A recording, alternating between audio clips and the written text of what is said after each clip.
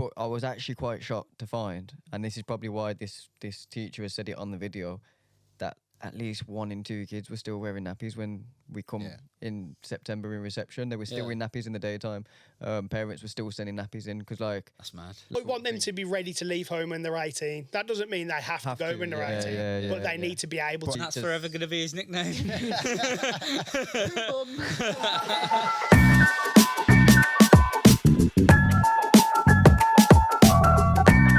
Yes, people, welcome back to DadPod. I'm NT. I'm Chris. I'm Bobby.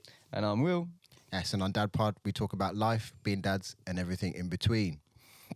So we are here in the summer months now, summer holidays and that. It is way too hot. Heat wave's been killing us. Yeah, it has been. But for all you new parents where your kids are just going into school, this episode is for you because we are going to be talking about getting your child ready for school.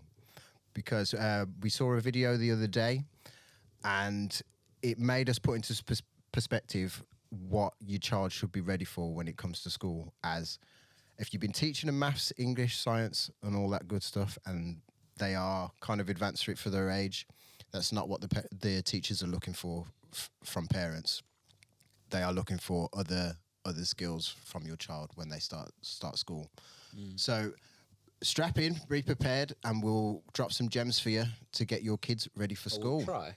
Well, we'll try, Yeah, my kid's been there a few years. I think I'm still working it out. I was about to say, it's my kid's second year and I still don't know how I'm supposed to prepare them for that bit yet. So, But I will say, if you've got your school uniform and that ready for them already, kudos to you because... Yeah, because we ain't. Yeah. no, you know, I'll be honest on that front though, yeah. I do try, but the problem is, my kids just randomly have growth spurts, so I don't know whether to get the size up, because if I get the size up and it don't fit them in September, I've got to buy more anyway. Yeah. So I'm just waiting. Well, Just send them in that, man. No, yeah. Well, my son's moving up to from infants to juniors this year, and his whole Is that the year 2 to 3 jump? Yeah. So his whole uniform is completely different. What? They changed the uniform It's now? mad, isn't it? It's I had like the same uniform from like So I've got- reception through to year 6. yeah. Still wears it now. Is it like... He's in it now. Do they class it as a completely different school? No, it's in the same school, but like I don't know. I assume it's a way of them preparing for secondary school. Have they added stuff like ties to the Eventually. uniform? I assume, but Have they added like ties or a blazer? yeah, or something? they've got a tie now. Whereas they didn't before. Didn't before. So like, maybe it's to polo bridge that gap, shirts and isn't it, stuff. between...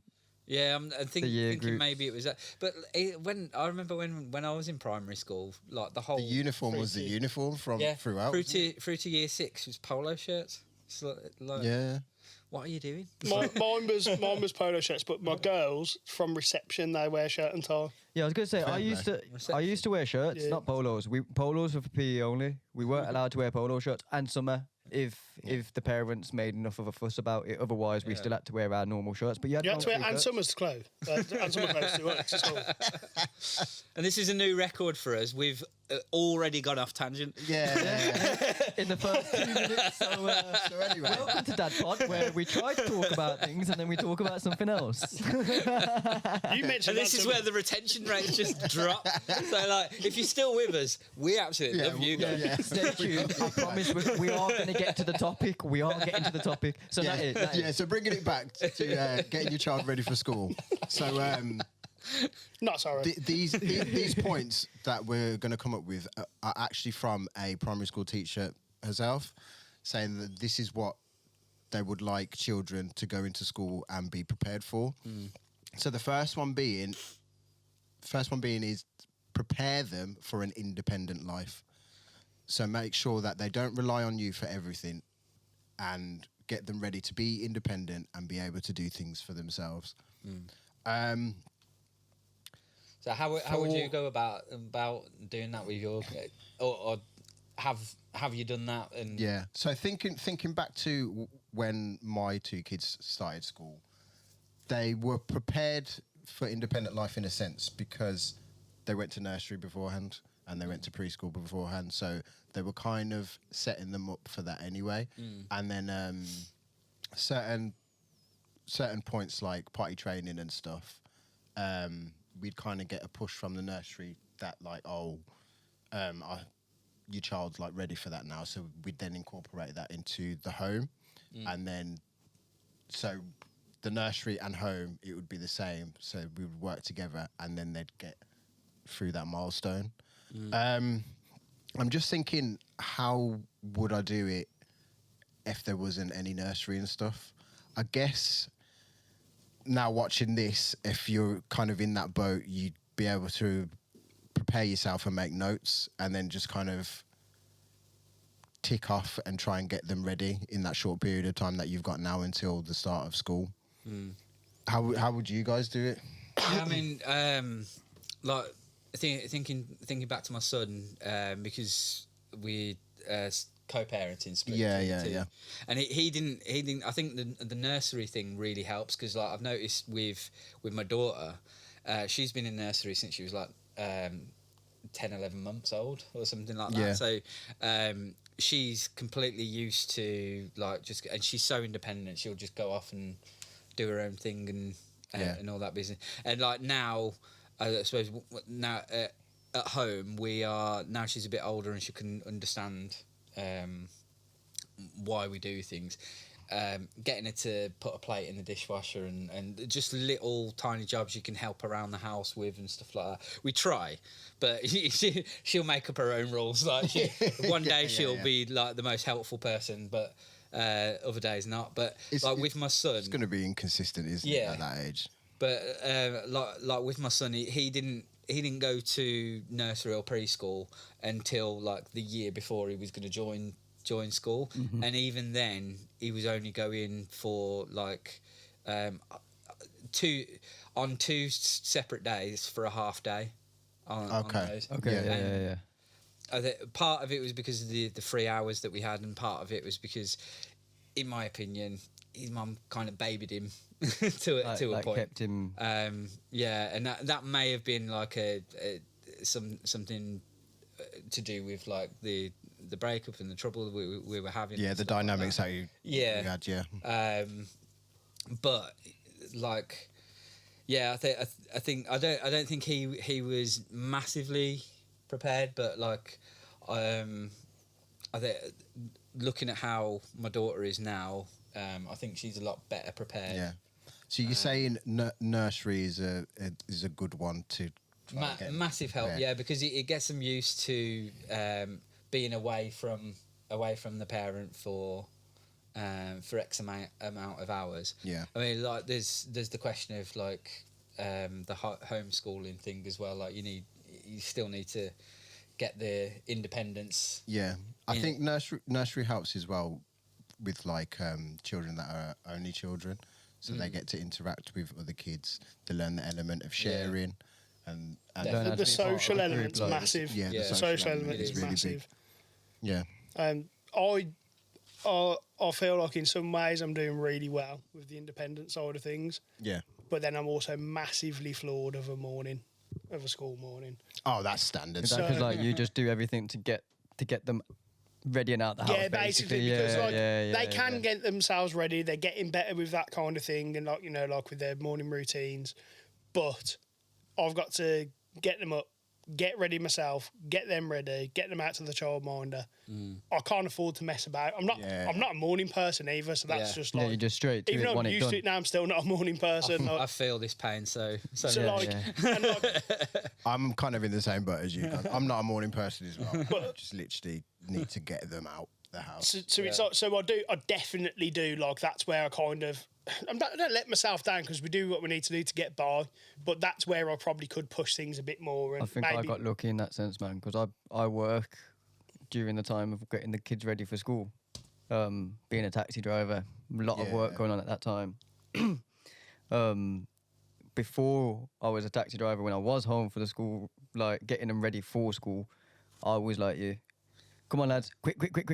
Let's get it done, let's not mess around. And I would end up getting them dressed. Yeah. Now I'm coming home.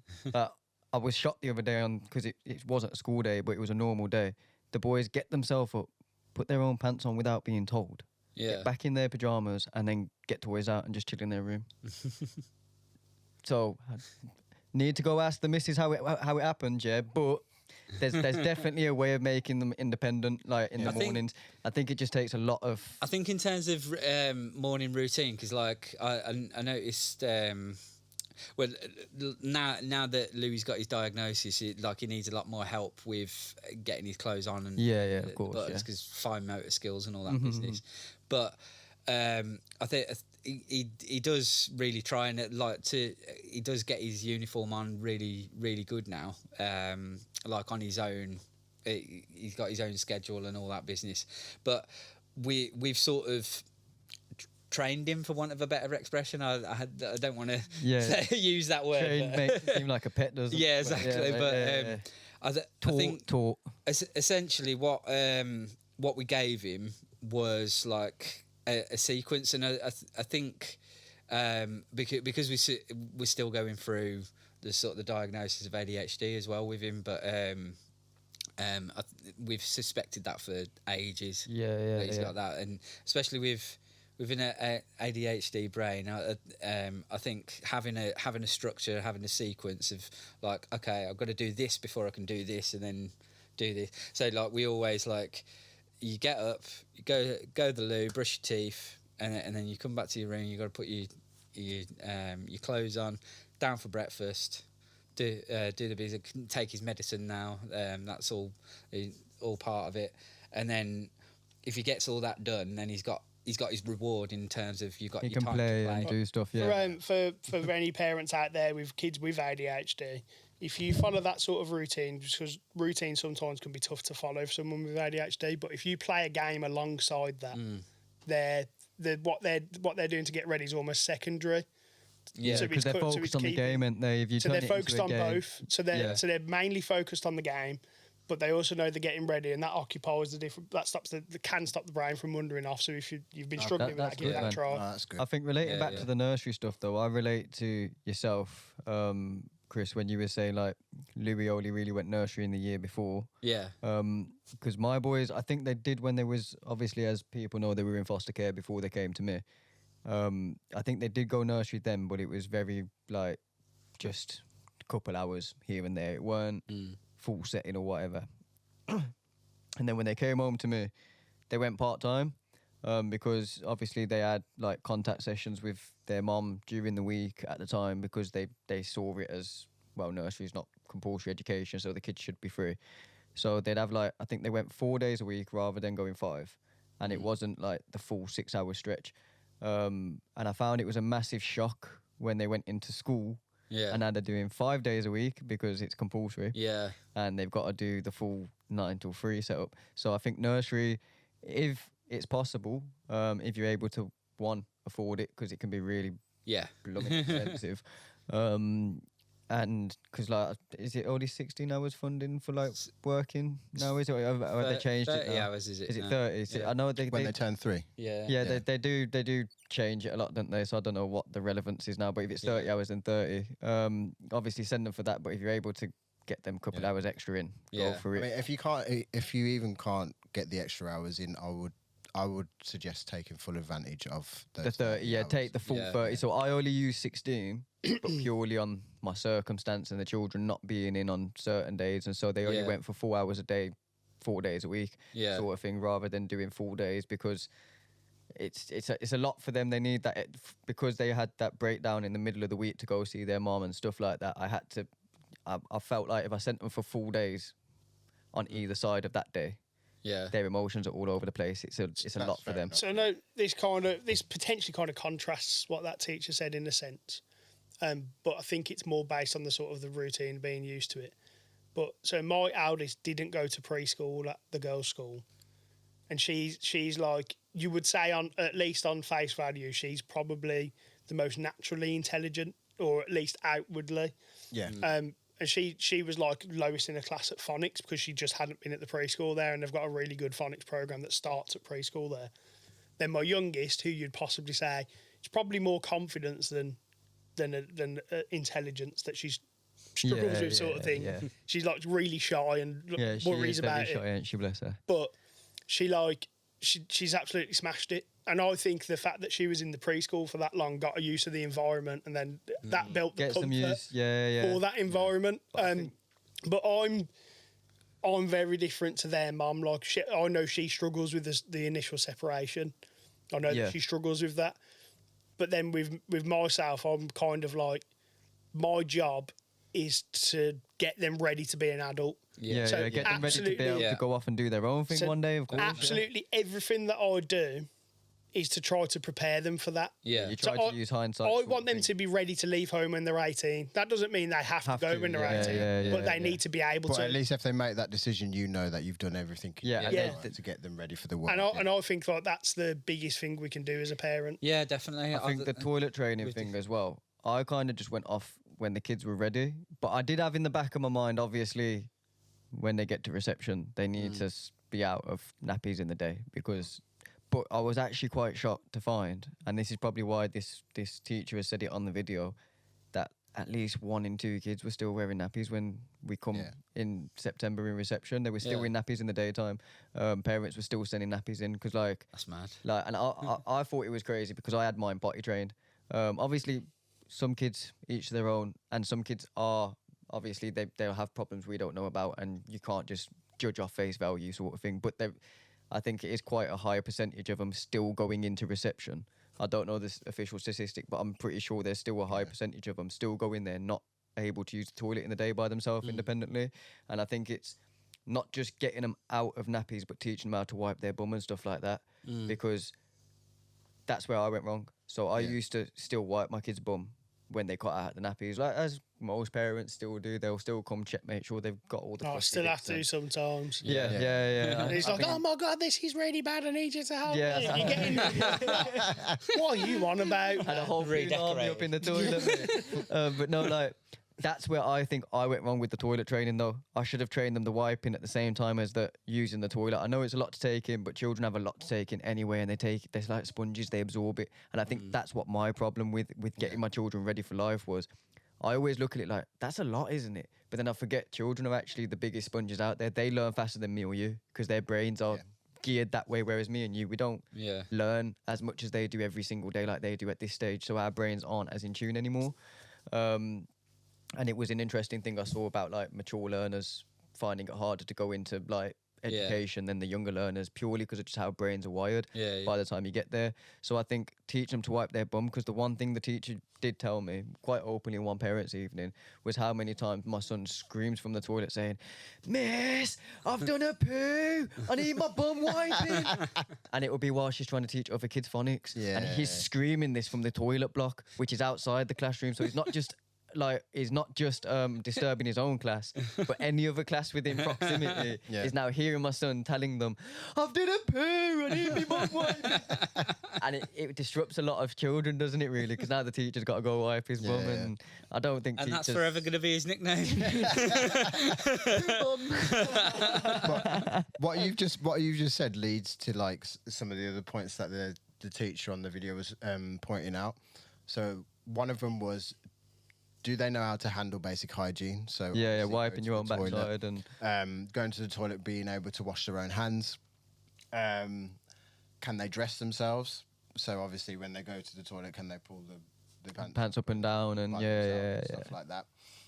Another point that she said was, can your child express themselves through words and not just through behaviour?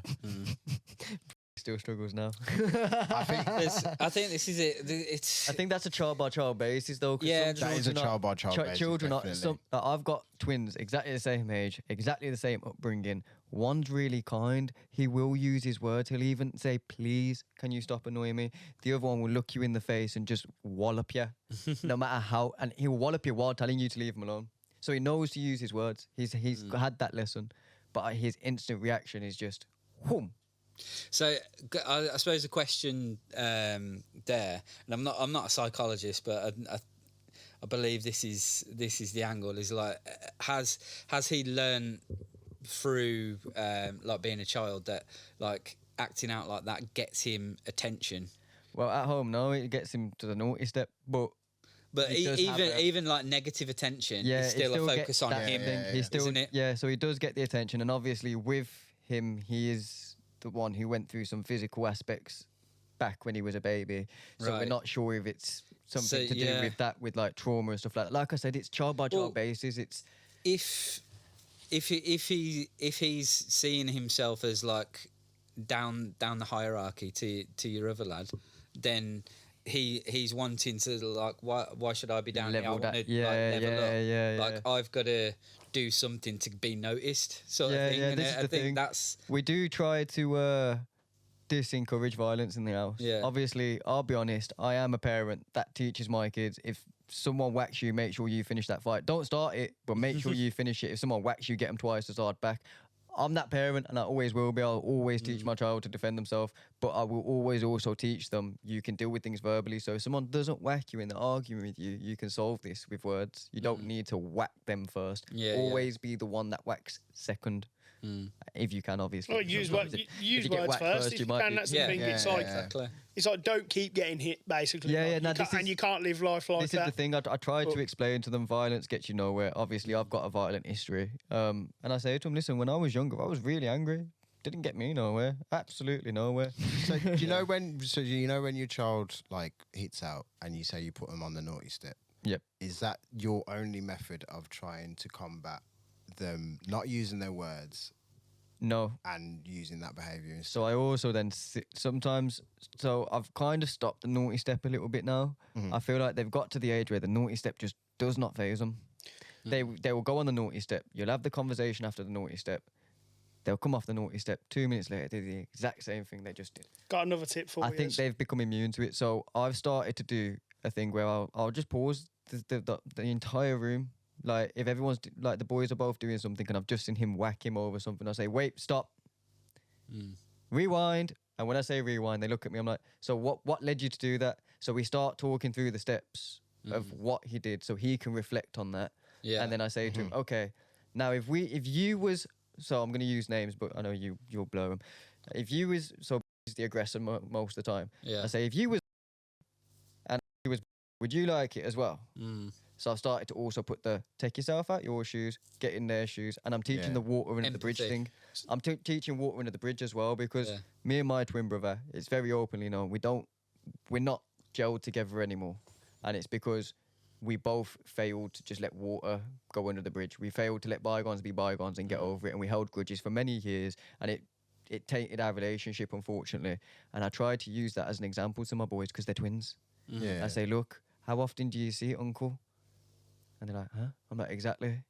And that's because we don't let water be under the bridge. Once it's dealt with, forget about it. Tomorrow's a new day, man. Just move on. Move on. this is where that tip comes in, right? So you've stopped it right in the moment, and you're getting them to reflect. Then is not the time. Okay. That's the equivalent of saying calm down when someone's angry. Okay. Okay. Like which makes sense. You want them to calm down. Yeah, And as parents, your own kids make you the most frustrated fastest.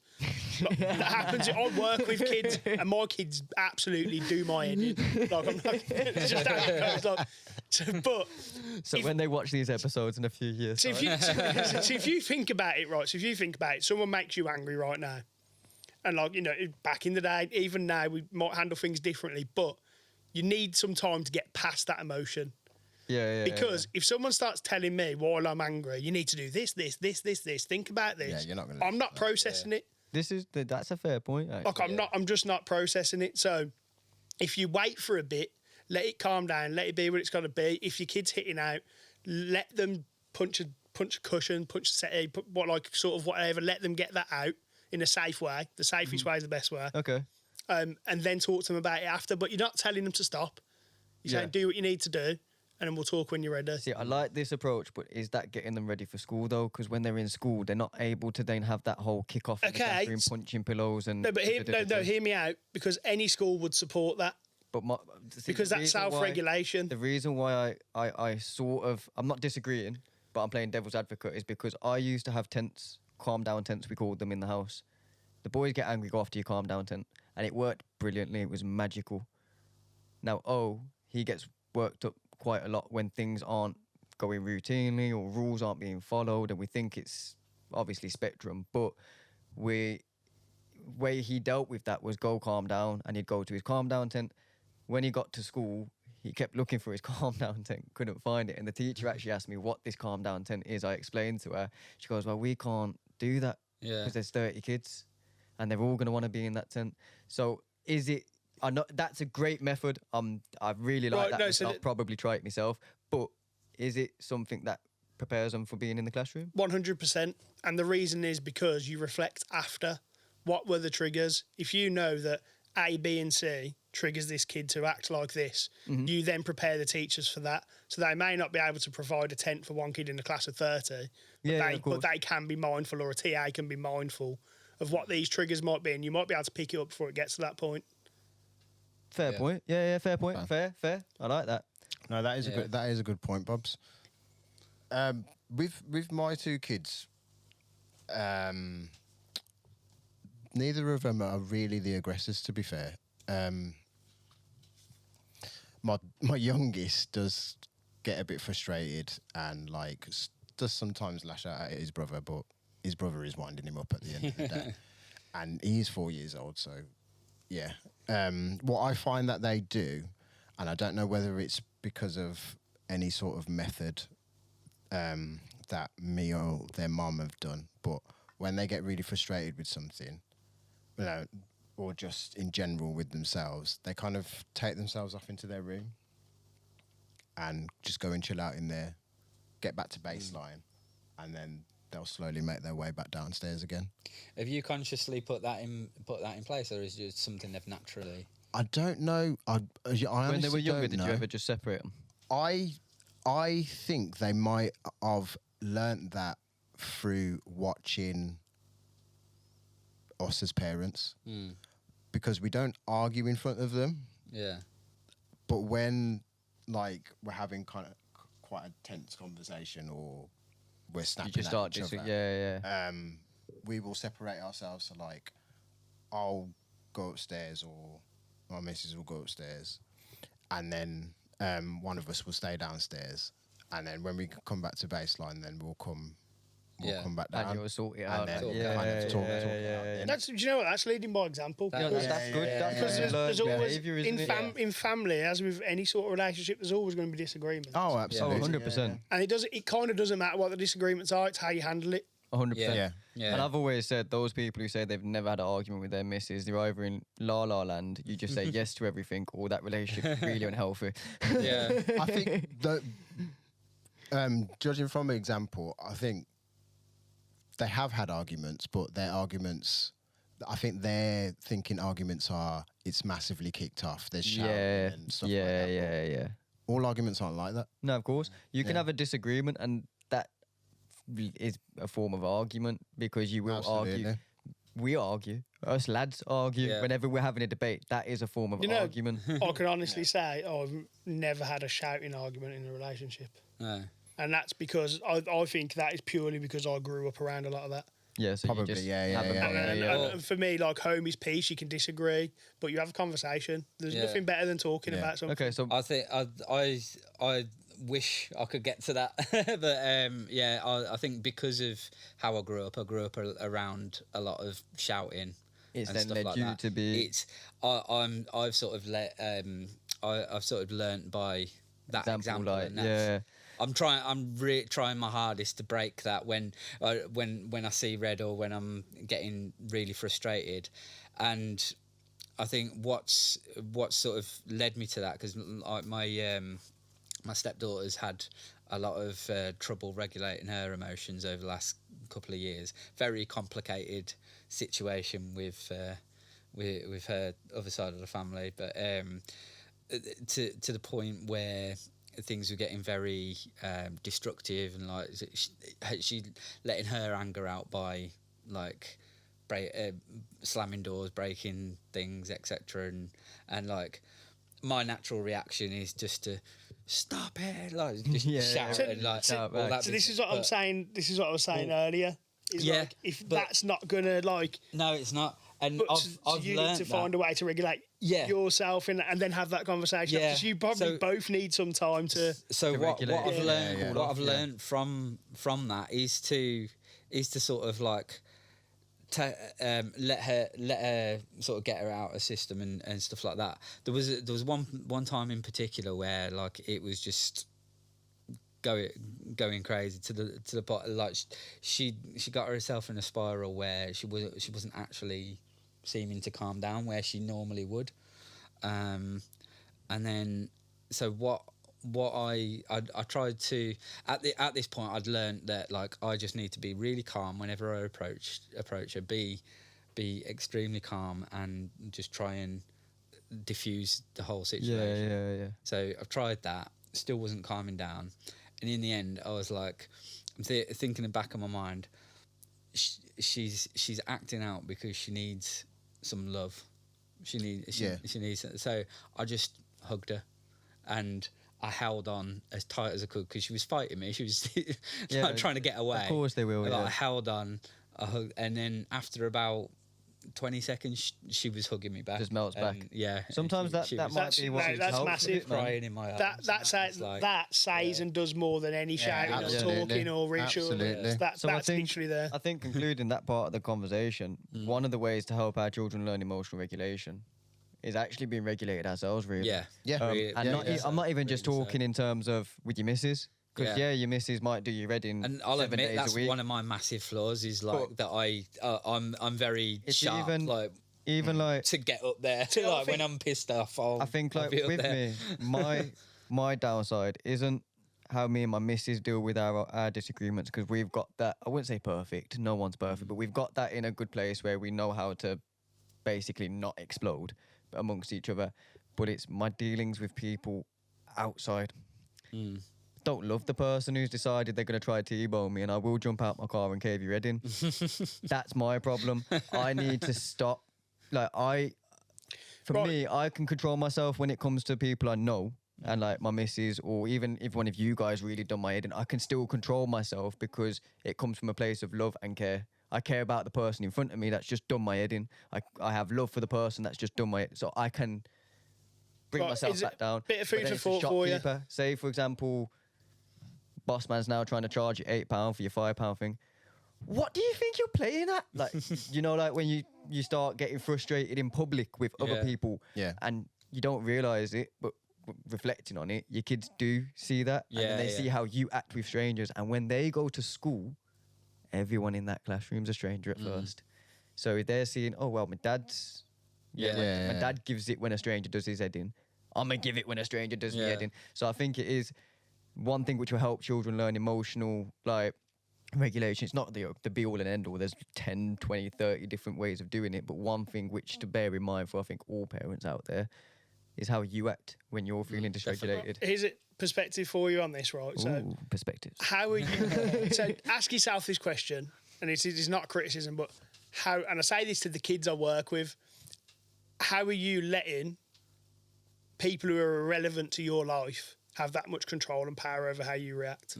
True. It's good. When if anything, your family are the people who have that right because there is emotional investment. Yeah. But obviously, me personally, I do it the opposite way around. But that saying's perfect. I like. Get what I'm saying? And that's for me. That for me, I'd like someone could, people out and do what they do. And don't get me wrong, I'll protect myself and my kids if I have to. Or the people I love. Of course. But it just doesn't matter. It just doesn't matter. Yeah. Bobby is dropping some gems in this episode. I know, man. We've got one more for you guys. So the last one, to round it up is. So this is probably mainly for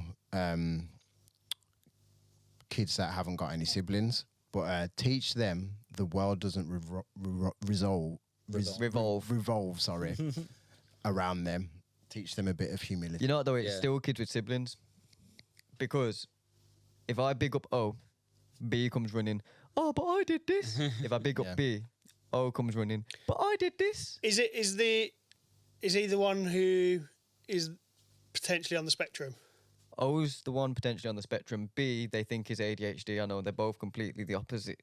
Because there's that whole that whole people talk about that whole main character syndrome. Yeah. For me, I think they both just want to impress me that much that when example, sibling rivalry. Yeah, that sibling rivalry. O can change your brake pads better than most of these mechanics out there, and he's only 5, but he can actually put your pads into your caliper the right way around, and even will tell you how to reset your caliper. He can't do that yet because that takes a bit of strength, but he can do it theoretically and put the pads in physically.